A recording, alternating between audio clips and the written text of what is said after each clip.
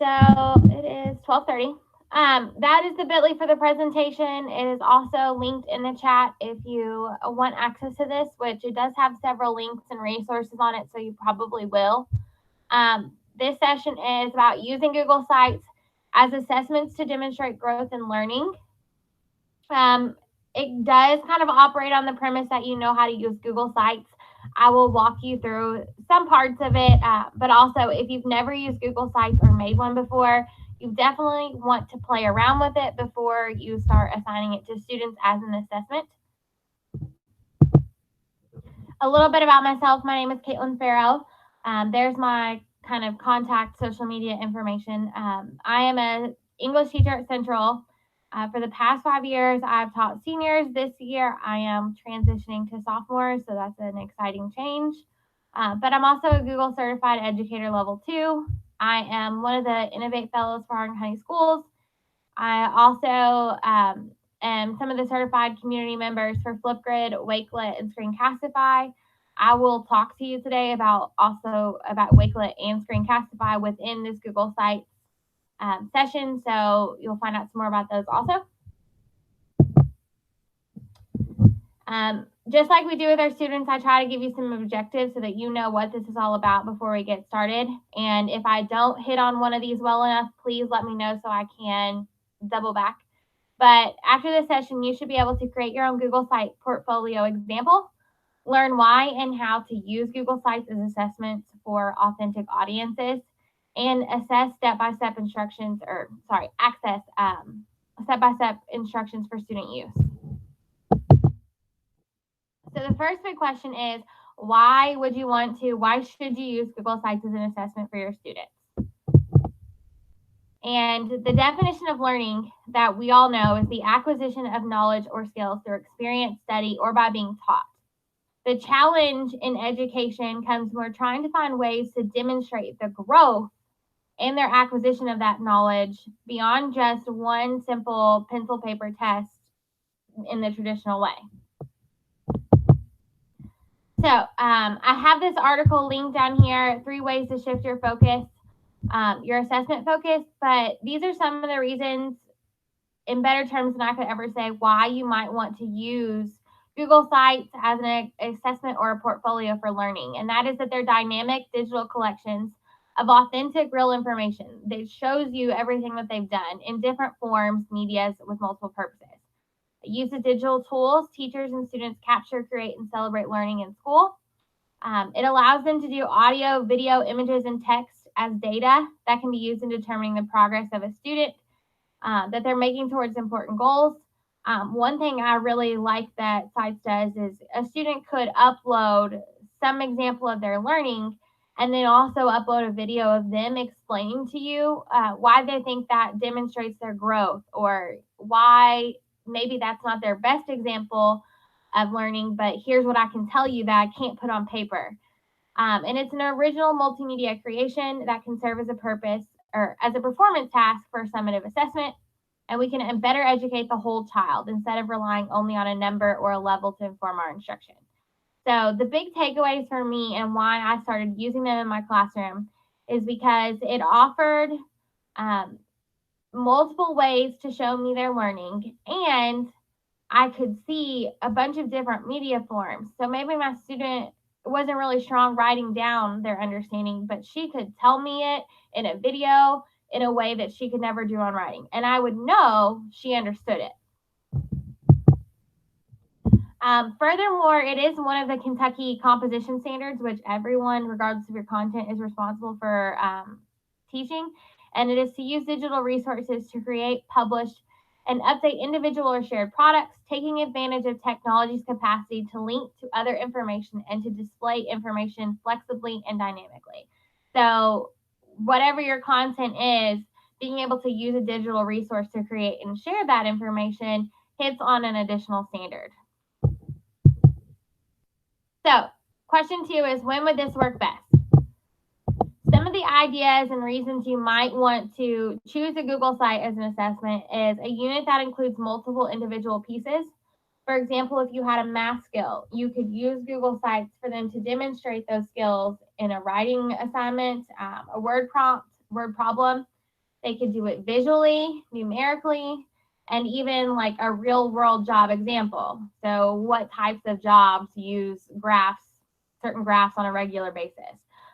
You could do it with various examples of writing, which I'm going to show you an example of, or science skills combined with writing and lab demonstrations. If you assign a student some certain science skill, can they write about the process? Can they show a video of the process? Can they find, an example of a good process of that somewhere else? Whatever it may be, anything that uses multiple individual pieces is a great time. You could also use it holistically for your course as showing growth from the before and after of learning with reflection opportunities. So if you're somebody who is working on a skill throughout the entire time you have them in your class, then them being able to see where they started and where they ended is a really great opportunity for them to take some ownership of their learning.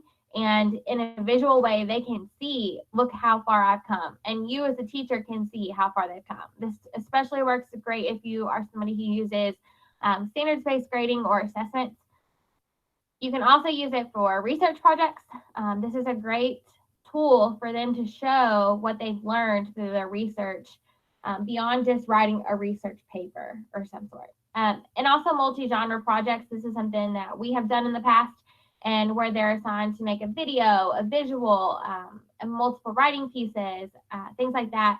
This is a great way for them to put all of it into one place where it's easy for us to assess and them to show to others and share that information.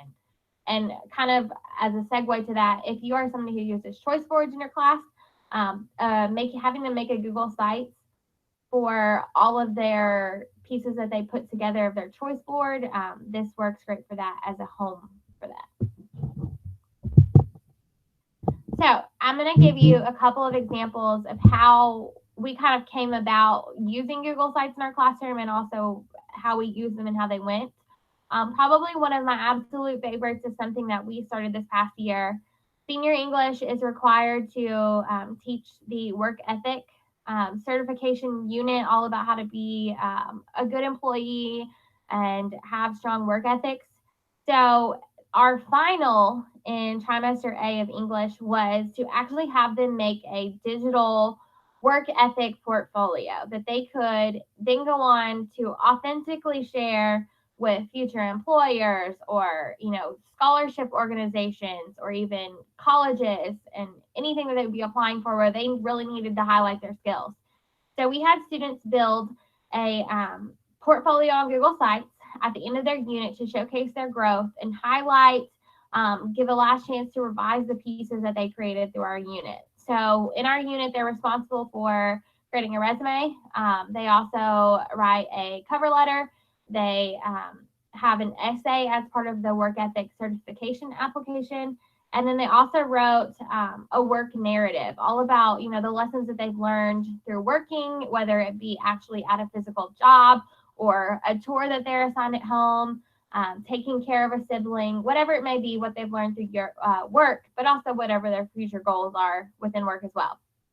And so the great thing about this was some of our students who attend EC3 and are in these welding programs, or they're in the CNA programs, they have all of this hands-on work, but no way to necessarily showcase that in a resume. So on their websites, they were able to actually take images of the work that they had done in those classes and put them onto the website.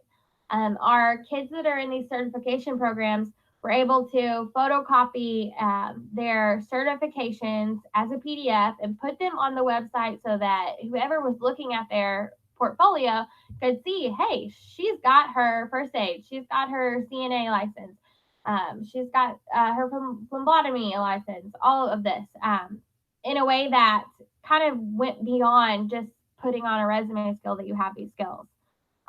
And for our kids who were in the videography program, they were able actually to put links to some of the videos and the PSAs that they'd made in their classes to really showcase their talents.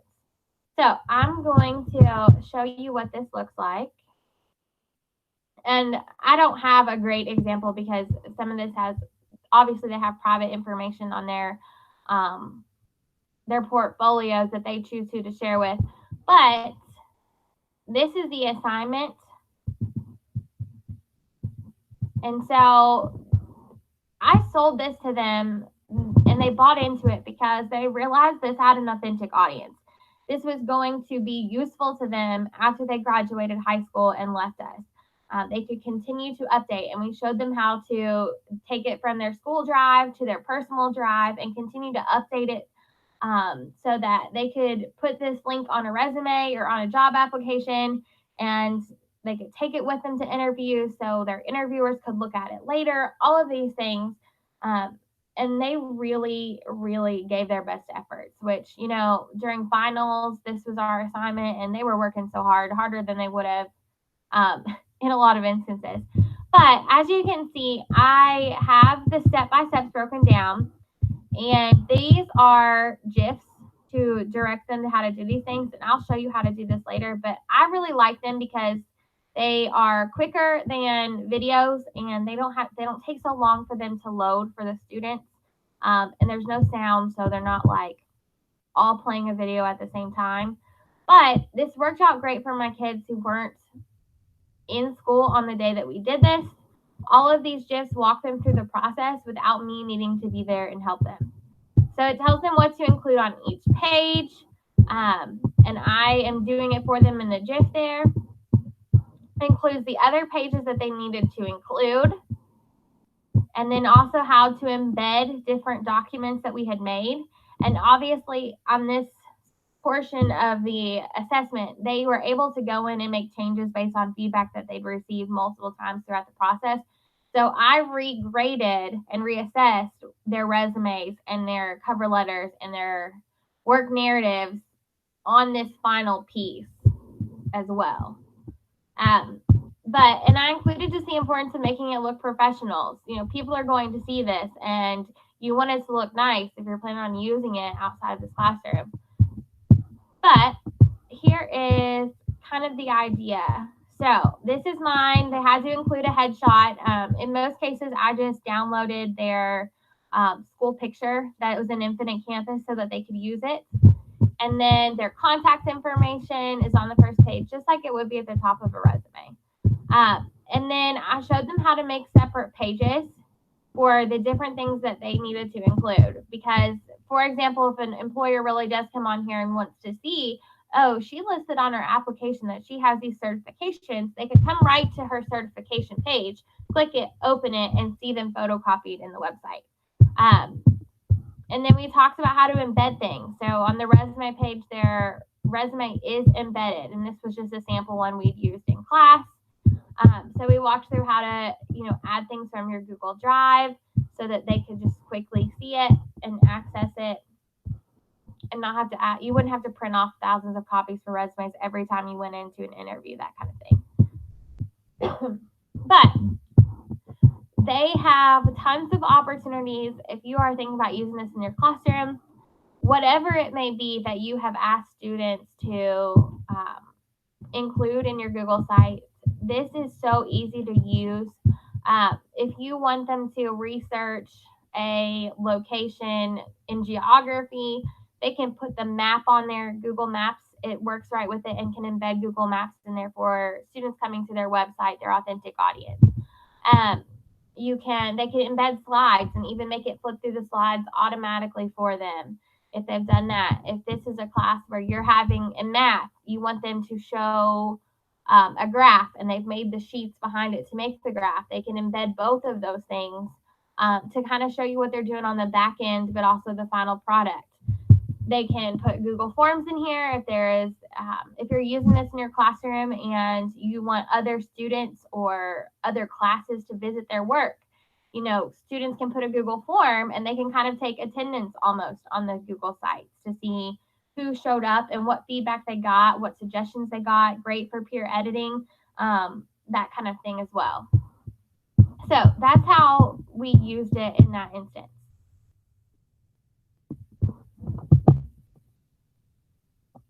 We have also used Google Sites for like a project-based learning example with our classroom reading.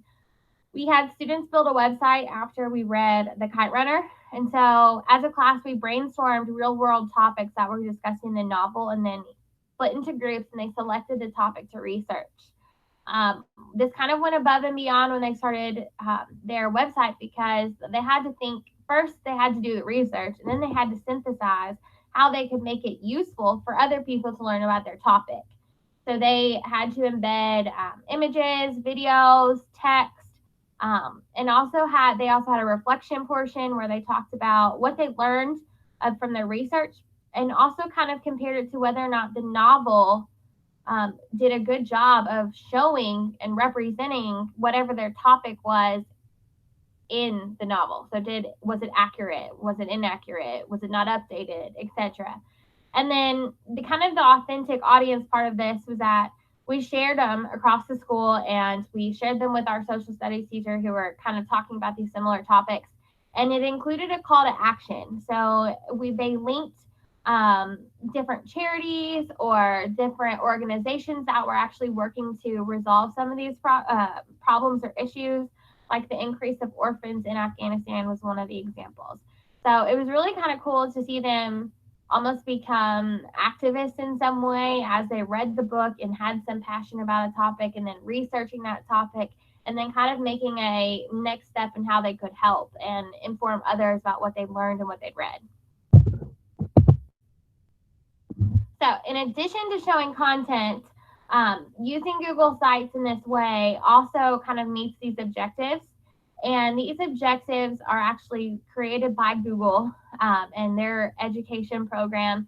So if these are something or essential questions that you want to use in your classroom when you're using these are great places to start. But it's really cool to see students be really proud of their learning and everything they put together on a Google site as they share it with people, and they can go home and give their parents this link to go on and show their parents. And it's really cool to see all of this come together. But even more than that, this is a great opportunity to teach some digital citizenship, and that what you put online is online forever, even if they take it down, because somebody somewhere could have screenshotted it in the few seconds that it was online. So like when we do the work portfolio, we talk about the permissions when we set it up and how we publish it and who has access to it. Does it get posted when you Google search somebody's name, or is it only accessible by the link that you give to someone, and all of those things, because you don't want your address out there on the internet. So that's a great conversation with students about how do you set those things up so that the privacy is the right way when you're using it in a real world setting in the authentic audience. So you have all these great ideas, you want to do it. Well, how do you do it? These are some of the important things to think about when you're going to teach students to put together a Google site for an assessment. First and foremost is to explain the purpose. Be absolutely transparent about why you are using a Google site and how it's going to help them both in school and outside of school. This kind of encourages them to take ownership and pride in their learning experience.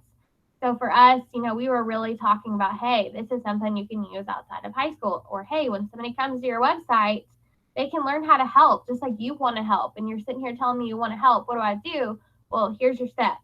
And even just within school, if you're asking them to put together something to show their growth, then, well, here's why you should do this, because I can know you and know your growth better when I see it this way through multiple examples than if I give you one test on a bad day that you might bomb, that kind of thing. And then secondly is just set the expectations. Make sure they know what information you want them to include and how. So do you want to see X amount of examples of images? Do you want them to have X amount of text? Do you want them to include a video? If they include a video, do you want it to be student made, or can they embed a video they found on YouTube that's also about the same topic?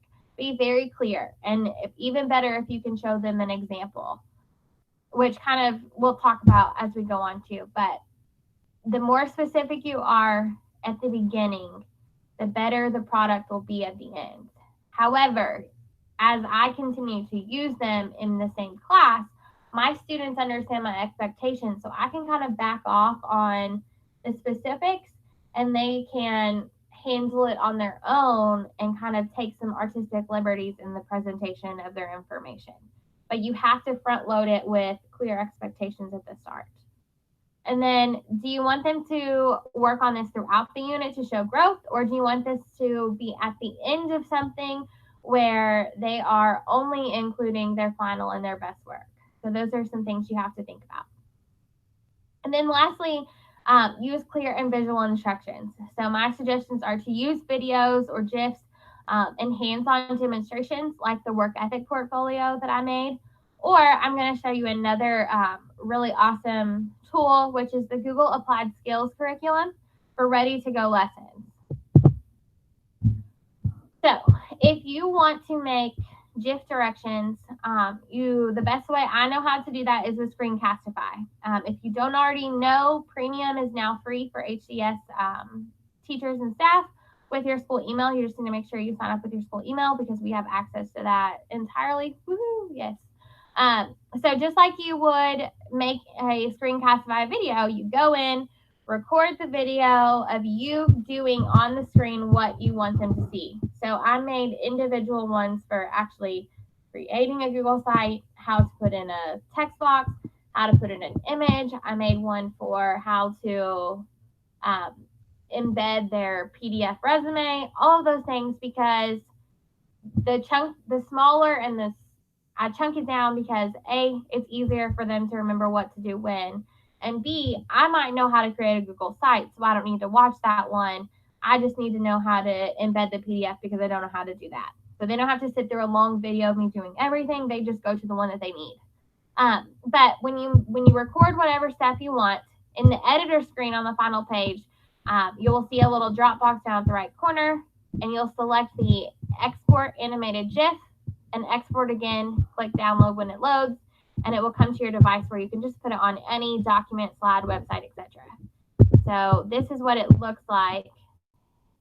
If you have done your little Screencastify record, this is the editor screen. And then down here, it usually looks like this when you get here. You just click that little drop box, export the animated GIF, and it selects the size. I usually just use whatever it pops up originally. You can always change the size in your actual document. Export,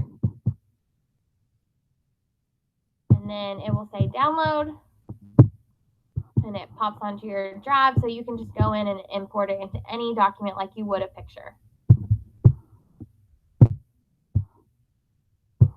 Okay, so that's that option. On the other side, if you want to make something very hands-on for them, very step-by-step, or maybe you want to know how to do it before you do it with your class, Google actually has this applied skills curriculum, which is amazing. It has a ton of different tasks, things that you might want your kids to do that use Google Apps, and it is a lifesaver because it is ready-made curriculum that has lesson plans, it has rubrics, it has the content. It now works with Google Classroom, so you can already put all of your roster into it and students can turn things in on there, or you can post it to Google Classroom for them to turn it in there. It is amazing. But they're all student-paced directions and tasks, so you can assign it and the students work as they go. This would be a great thing if you are on NTI or the Online Learning Academy because students can work at their own pace. And students also love that at the end that you can print off a certificate of completion for them with their name on it that says, I did it, woohoo! So that's a fun little incentive as well. But they can be used with any curriculum at any grade level, and it assists you also. If you're needing to learn a new skill or you have questions about a Google app, you can do it for yourself as well. So I wanted to show you what this looks like. So I have it linked here.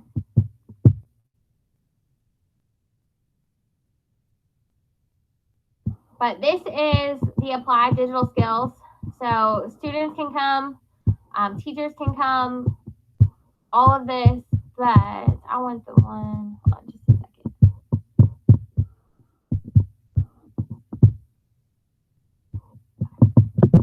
They have one specific to making a Google site for a learning portfolio.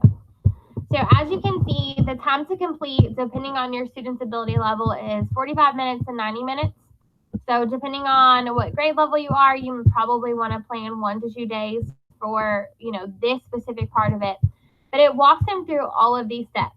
So how to build it with Google Sites, adding a theme and title, adding an introduction, having these pages, how to publish it, has an activity reflection, and also has extensions for how you can take this to the next level if you have students who are early finishers, or you have GT students that you want to kind of take to the next step, whatever it may be. But you also have these handy dandy teaching materials, which includes a lesson plan with objectives. It will literally tell you what to say if you're doing it in the classroom, like a script. That is nice. If you have a sub, not necessarily with the Google Sites one, but if you want to pick another applied skills, you could easily leave this for a sub to do if it's a sub that you trust. But takes you through what materials, things that they'll need, about how long each of the videos are, descriptions. I mean, anything possible, prep procedures, everything. But it also has on it the rubric, the videos that the students access, and all of that stuff. But when you would sign in, you will set yourself up as a teacher and assign it to your kids. But the kids see this. So it tells them what to do, open a Google site, create a new site, and also the video that walks them through it. So this is really great if you are kind of unsure about walking them through it in the classroom, or you don't want to take the time to make all of the videos or the GIFs. This is ready to go for you. So that's that. Excuse me, sorry.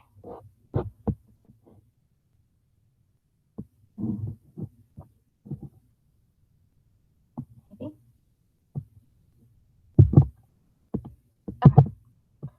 So then I have it set up to be your turn, because I hate getting a bunch of information and not having time to actually play with it and ask questions while somebody is still available.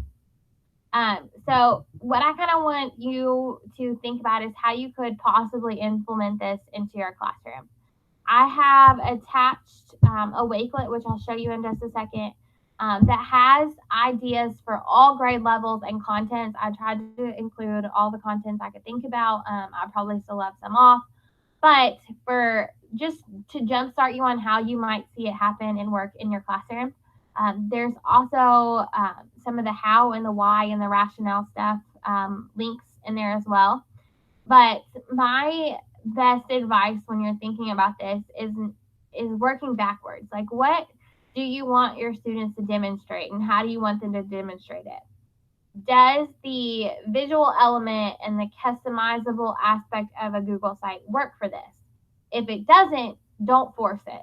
That's my biggest thing. I think sometimes we find a tool that we love and we want to implement it as soon as we can, but it doesn't actually work for that part of our curriculum or whatever it may be.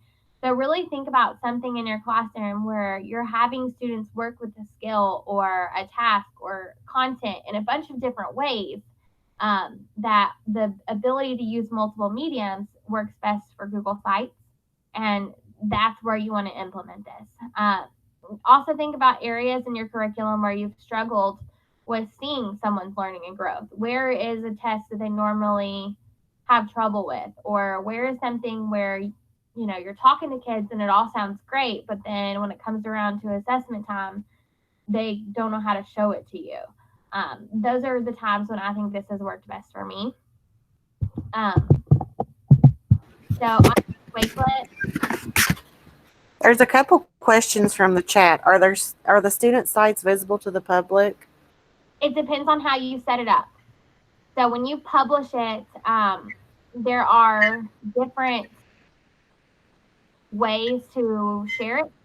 And depending on one thing that happens, if you have them turn the site in on Google Classroom, where they actually attach it to the classroom, it will make you the sole owner, so they can't share it out.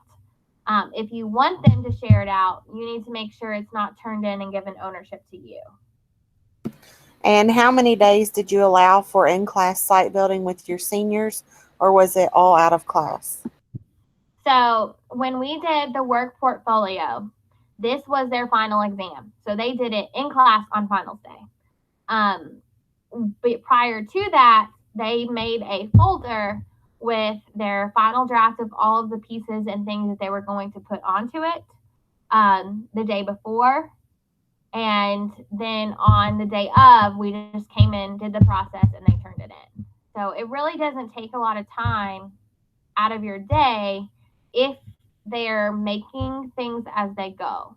If you're going to assign this like we did the research website, then we spent probably a week and a half, depending on whether they were honor students or my collab classes, on actually doing the research, putting it on the website, collaborating with one another, and making it a final piece, because that was kind of a as you go instead of a final one, if that makes sense. But this Wakelet, if you've never used Wakelet before, it is absolutely amazing. You can basically bookmark. It's like Pinterest with a lot more organization, where you can bookmark all the things you want to use and add text and all those fun things. So I have some, the Google Applied Skills website is there. There's also a Google site made about how to use Google Sites. Why, some of the rationale if you're talking to your admin or your PLC about why you want to use these, those are in there. And then I included suggestions for different contents from elementary all the way up to high school. For math, there's English. I included science, world language, and CTE. There's PE, music and arts courses.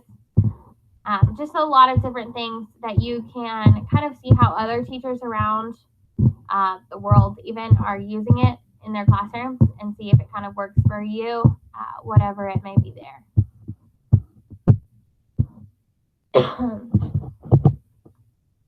But if you have any questions, you can reach out to me on Twitter, or I have my email up there.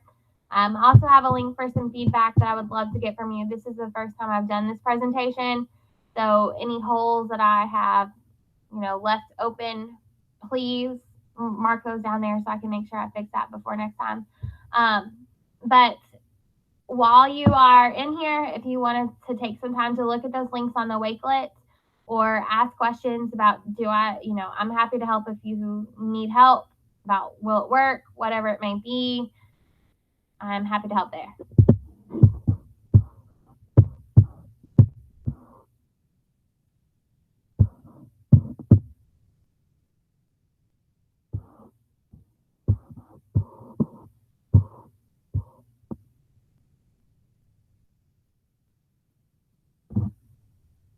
Oh, you're welcome, Cassie.